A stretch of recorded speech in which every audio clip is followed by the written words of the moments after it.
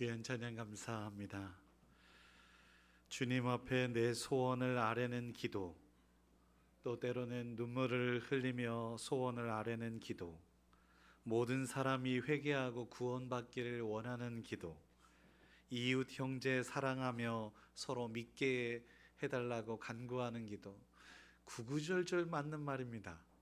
우리의 기도 제목이 될 줄 믿고 여러분 함께 기도해 주면 고맙겠습니다.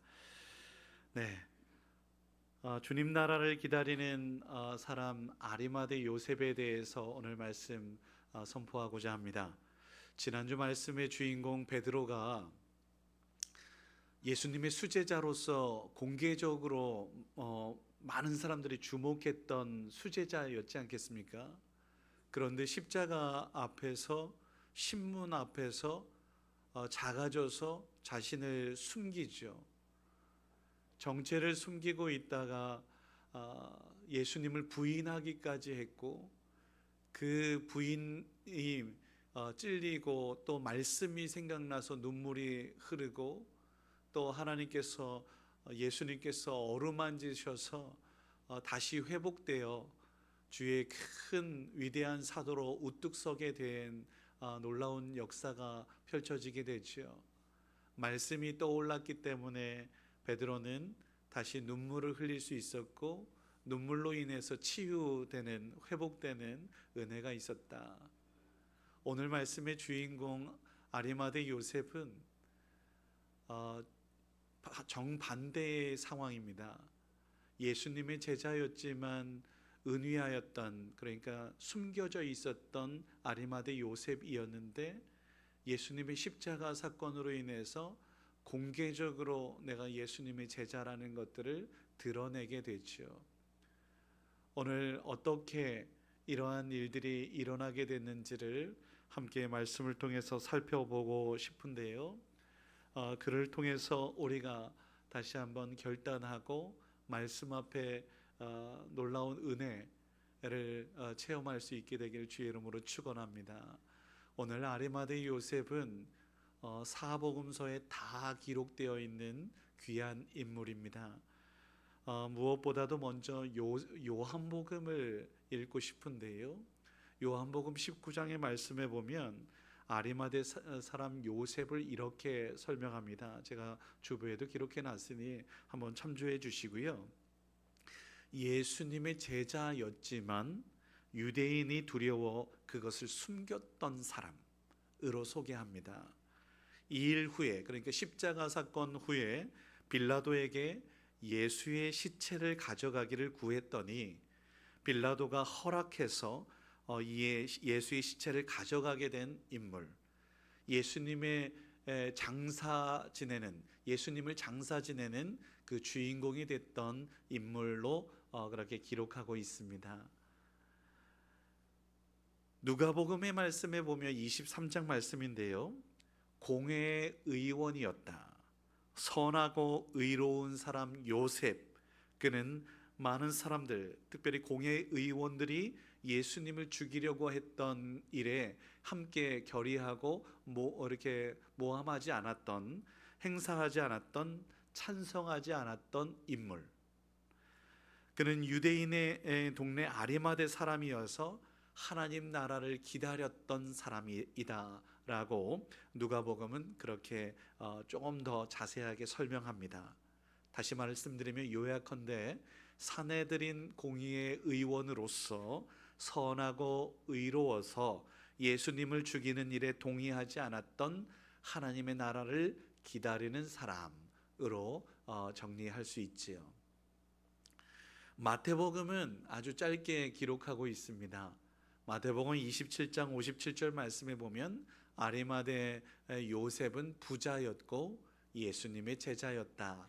이 정도로 부자, 제자, 이렇게 두 가지만 기록해 놨는데 다른 것 다 뒤로 하고 부자만 기억하셔도 됩니다.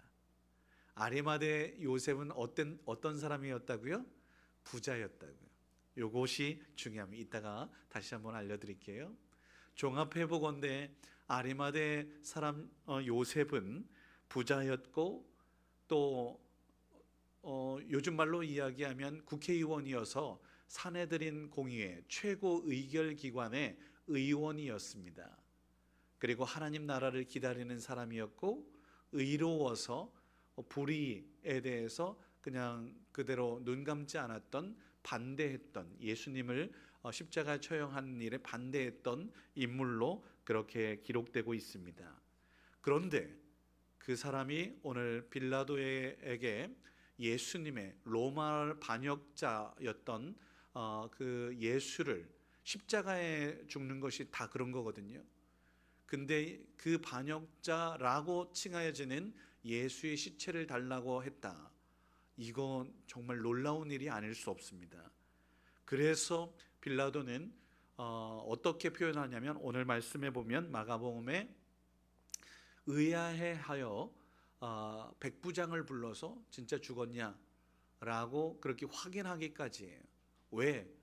이 사람 내가 알거든요. 부자였죠. 국회의원, 의원으로서 명망이 있죠. 근데 이 사람이 지금 예수의 시체를 달라 그래?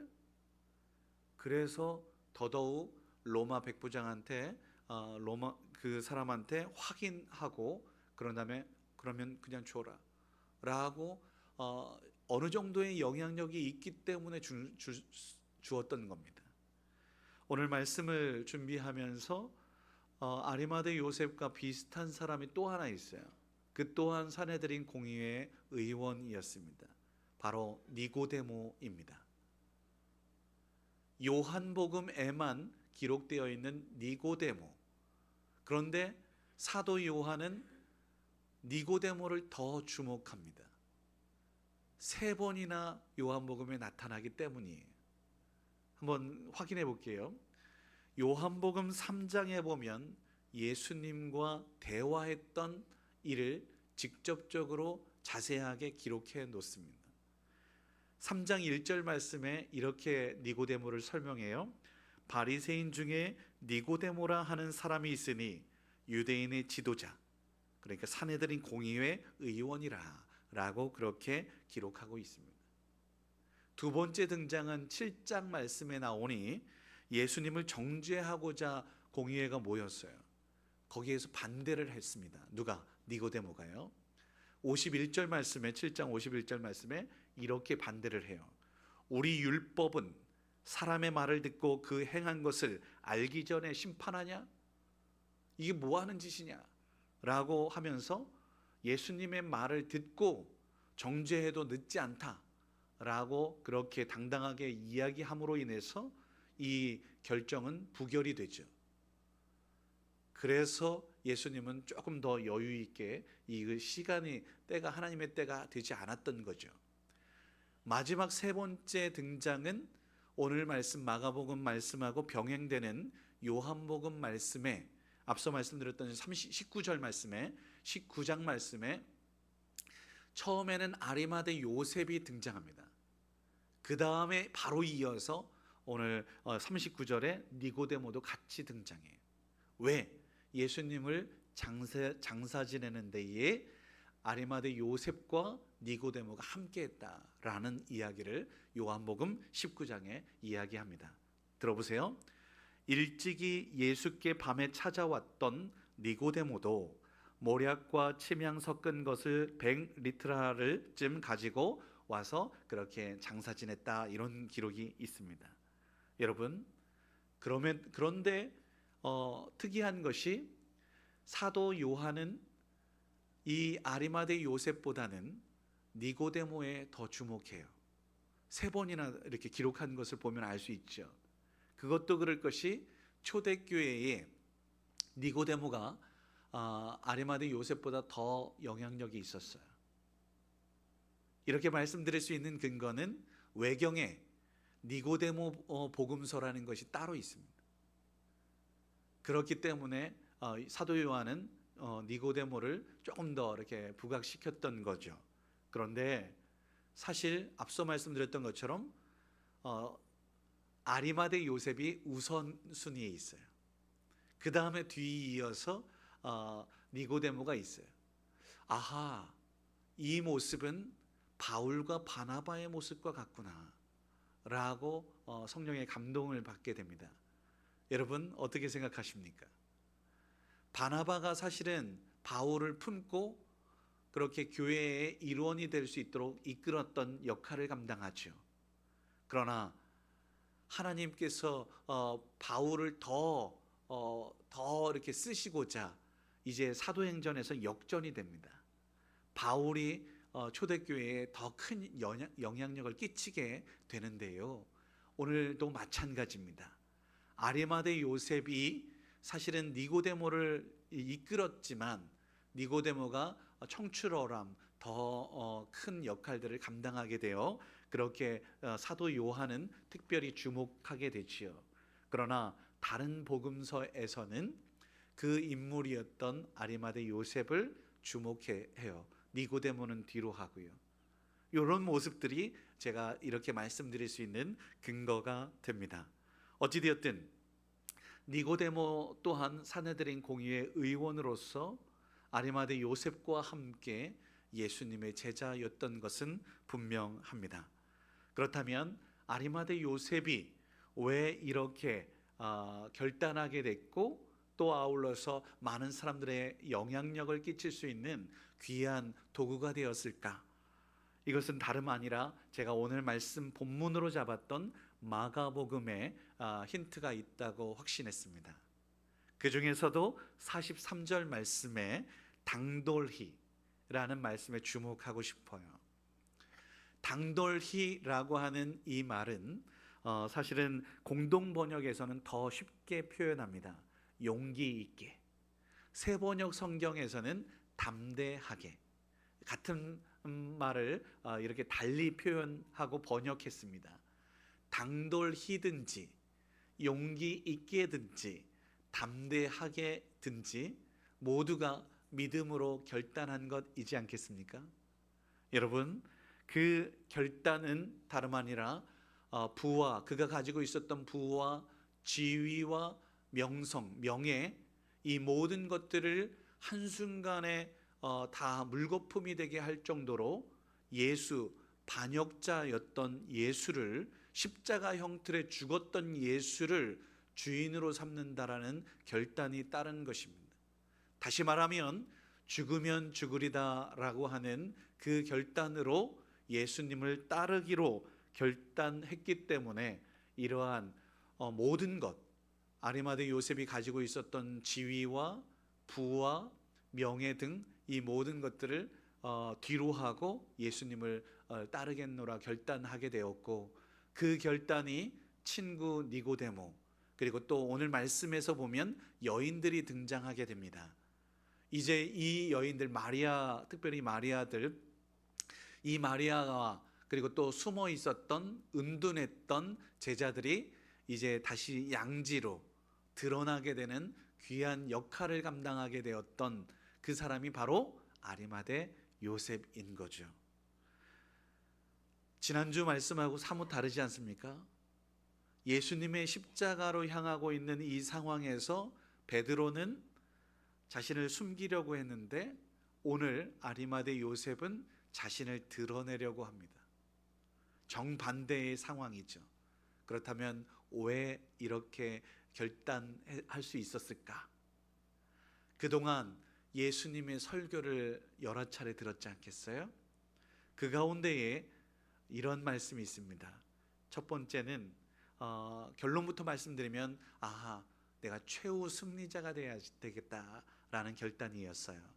자, 이렇게 말씀드릴 수 있는 근거는 뭐냐면 마태복음 21장 말씀에 보면 두 아들에 대한 이야기를 예수님께서 하셨던 적이 있습니다. 아버지께서 포도원에 가서 농사 지어라 라고 이야기하는데 큰 아들은 예 가겠습니다 하지 않고 가겠습니다 라고 이야기하고 안 가요. 둘째 아들은 어떤 약속이 있는지는 모르겠으나 안 됩니다 아버지 라고 이야기했는데 마음이 찔려서 가요. 그래서 예수님께서 21장 31절에 그렇게 질문합니다. 그 둘 중에 누가 아버지 뜻대로 하였냐 라고 물으니 많은 사람들이 둘째 아들입니다 라고 이야기해요. 그때 예수님께서 말씀하세요. 세리들과 창녀들이 너희보다 먼저 하나님 나라에 들어가게 될 거야 라고 이야기해요. 그런데 우리가 복음서에서 보았던 것처럼 아리마대 요셉은 하나님 나라를 기다리는 사람이에요. 이런 말씀들이 나는 순종해야 되겠다, 나는 말씀에 따라서 나아가야 되겠다, 이런 것들이 쌓여 있었던 거죠. 결국은 끝이 중요한 거 아니겠어요? 물론 베드로도 그 끝에는 이제 회개하고 또 내가 나를 사랑하느냐 내 양을 먹이라 라는 말씀을 통해서 죽기까지 예수님을 따르는 최후 승리자였던 것은 확실해요. 그런데 오늘 이 십자가형 이후에 곧바로 결단했던 것은 아리마대 요셉이 처음이라는 말씀을 드리고 싶은 겁니다. 여러분, 오늘 그 결단을 통해서 초대교회는 이제 새로운 물결이 드러나게 되고, 또 아울러 앞서 말씀드렸던 것처럼 숨어 있었던 예수님의 제자들이 이제 등장하게 되는 이러한 역할들을 누가? 아리마대 요셉이 했다, 이렇게 볼 수 있는 겁니다. 작은 불꽃이었던 아리마대 요셉이 큰 불을 일으키는 주역이 될 수 있었던 거죠. 유대인들이 가장 크게 생각했던 유월절 명절이 다가오고 있었어요.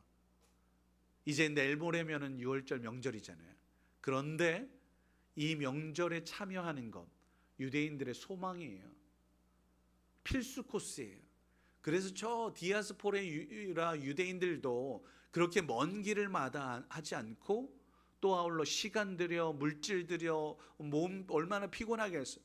그 모든 것을 뒤로하고 유월절 명절 지키기를 소원했던 거예요. 그런데 안타까운 게 뭔지 아세요? 시신을 접촉한 자들은 성전에 들어올 수 없어. 부정한 사람이 되는 거야. 불결한 사람이 되는 거야. 아리마대 요셉이 지금 예수님 죽은 시체를 장사 지내는 거예요. 그러면 유월절 명절을 지킬 수 없을지도 몰라요. 지금 그 상황이에요. 그리고 앞서 말씀드렸던 것처럼 로마의 반역자로 처형됐던 예수님의 시체를 달라고 하는, 동조한다라는 것은 나의 부와 명예와 모든 것 다 물거품이 될 수 있는, 한순간에 무너질 수 있는 반역자로 나 또한 이렇게 끌려가서 죽게 될 수도 있는 이러한 상황이지 않겠어요? 그런데도 불구하고 오늘 아리마대 요셉은 결단했던 겁니다. 두 번째, 이렇게 최후 승리자가 되기 위하여 나아갔던 아리마대 요셉, 그 다음에 그 무엇보다도 제가 중요하게 생각하는 것이 바로 말씀이 생각나서, 지난주 베드로도 그랬잖아요. 예수님의 말씀이 생각나서 눈물을 흘릴 수 있었고, 깨달아서 이렇게 나아갈 수 있었던 거 아니겠어요? 오늘도 그래요. 제가 그 가운데 어떤 말씀이냐, 여러분, 우리가 교동문으로 읽었었던 이사야 말씀 53장의 말씀을 예수님에게 그대로 적용할 수 있었구나 라고 아리마대 요셉이 확신했던 겁니다. 이 모든 상황들을 가장 근거리에서 지켜볼 수 있었던 아리마대 요셉이, 그가 찔림은 우리의 허물 때문이구나 라는 것들을 확인하면서, 그 무엇보다도 하나님께서 나를 사용하시겠노라 말씀하신 것이 말씀과, 이사야 말씀과 지금 나를 하나님께서 부르시는구나, 이것이 적용되는 거예요. 어떻게 적용되는지 한번 보세요. 이사야 53장 9절 말씀에 이 말씀이 있습니다. 그는 메시아, 다시 오실 이 말, 메시아는 강포를 행하지 아니하였고 그의 입에 거짓이 없었으나 그의 무덤이 악인들과 함께 있었으며 그가 죽은 후에 부자와 함께 있었도다. 이사야 그 옛날에 수백 년 전의 예언의 말씀이 지금 아리마대 요셉의 귀에 딱 적용이 된 거예요. 예수님은 강포하지 않았는데, 예수님은 언제나 진실하셨는데, 거짓이 없으셨는데, 예수님이 죽으실 때에 악인들과 함께, 죄인들과 함께였네. 이제 남은 것은 그가 죽은 후에 부자와 함께였다. 아리마대 요셉이 어떤 사람이었다고요? 부자였다고요. 그 부자가, 하나님께서 사용하실 그 부자가 혹시 내가 하나님의 도구가 될 수 있겠구나 라는 생각이, 말씀이 생각나니 이제 결단해야 되겠다. 그래서 죽음을 각오하고 결단하게 됩니다. 하나님의 도구가 되는 일에 결단을 하게 된 거죠. 여러분, 결단 아무나 못합니다. 실력을 갖출 수 있기를 주의 이름으로 축원합니다. 결단, 오늘 아리마대 요셉은 부자였죠. 사내들인 공의의 의원이었죠. 그리고 의로운 사람이었죠. 많은 사람들에게 로마 총독과 대면하여 부탁할 수 있을 정도의 위치였습니다. 그 정도 위치되니 제가 저 사람 장사하겠습니다. 시체 내어주세요. 기꺼이 내어줄 수 있었던 겁니다.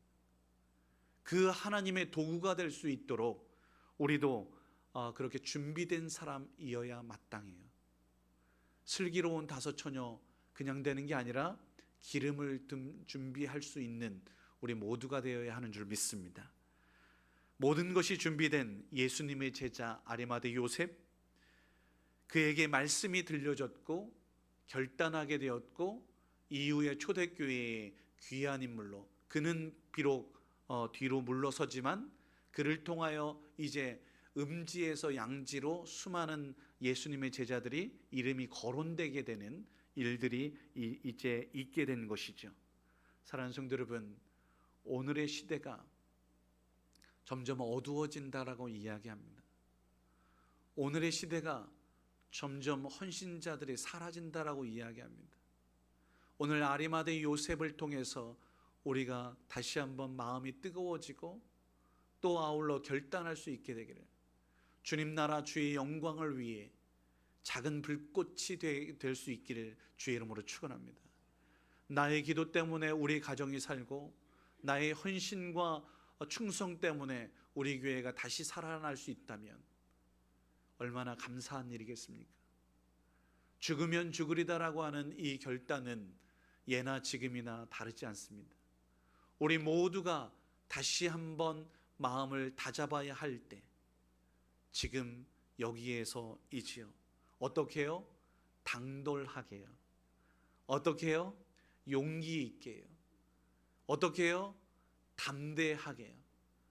예수가 그리스도라고 하는 이 진리는 변하지 않으니, 예수님이 하나님이시라고 하는 이 진리는 변하지 않으니 그거 하나면 충분합니다.